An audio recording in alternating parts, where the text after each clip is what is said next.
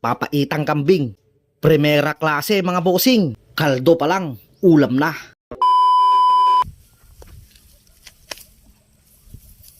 Nangalaki tanglad. Ikaragak intulutok damdama. Nagkakatay ho kami ngayon ng kambing at alam nyo na, pag sinabing kambing, ang pinakasikat dyan na lutuin ay ang kaldereta o di naman kaya ang sinampalukang ulo at mga paa. Pero ang titirahin po natin ngayon ay ang laman loob at gagawin po nating napakasarap na kambing na papaitan. Pagkatapos ko itong hugasan ng mabuti, lamasin sa asin at banlian ng suka, sunod ko naman itong papakuluan para mas madaling hiwain. Tamang paghahanda at paglilinis ang kinakailangan para mawala ang anggo at di kaaya-ayang amoy. Hindi katulad ng baboy, baka at manok na madalas nating makita sa mga pamilihang bayan. Ang karne at mga putahing gawa sa kambing ay madalas lamang nating matikman sa mga handaan at mga espesyal na okasyon. Pero syempre marami pa ring mga lugar na ito ang karaniwang inilalako, lalo na po sa mga lugar kung saan marami ang produksyon ng kambing. Pagkatapos ko nga itong hiwain sa maliliit na parte, ay sisimulan na natin ang paggigisa ng mga sangkap. Bawang sibuyas at marami-raming luya, pinagsabay-sabay ko ng igisa. Tsaka ako naman ilalagay ngayon ang ating mga nahiwang mga laman loob ng kambing, pangdagdag aroma na dahon ng laurel at paminta. Sinangkapan ko na rin ito ng patis bilang pangpaalat at para na rin magkaroon na rin ng lasa.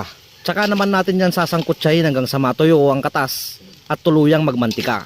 Pagkatapos ay lalagyan na natin ng katamtamang sabaw para sa mahaba-habang oras na pakuluan. Lalagyan ko rin yan ng tanglad pangtanggal ng anggo at lansa. Pagkakulong ay ilalagay ko na ang pinaghalong pispes at tapdo ng kambing. Sa mga hindi po pamilyar sa tinatawag naming mga Ilocano na pispes, ito po ay ang mga kinaing damo ng kambing, kung saan ito po ay pinipigaan upang makuha ang katas, na siya namang nagbibigay ng pait at medyo manamis-namis na lasa ng sabaw. Kinulang ang nilagay nating patis kaya nagdagdag ako ng asin at kaunting bitchin para naman po sa dagdag linamnam. Ang paglalagay po ng suka ay depende po sa dami ng inyong lulutuin. Tansyahan na lang at depende na lamang sa inyong panlasa. Tsaka naman natin yan papakuluan sa loob ng humigit kumulang 2 oras.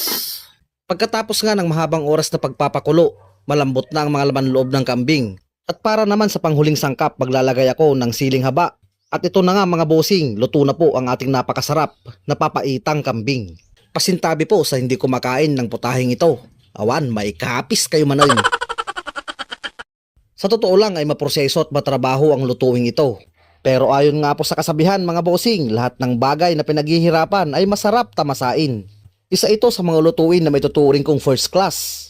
Dahil bukod sa napakasarap na pangulam, napaka-the best din po nitong ipamulutan. Maraming salamat po sa panonood mga bossing. Hanggang sa muli.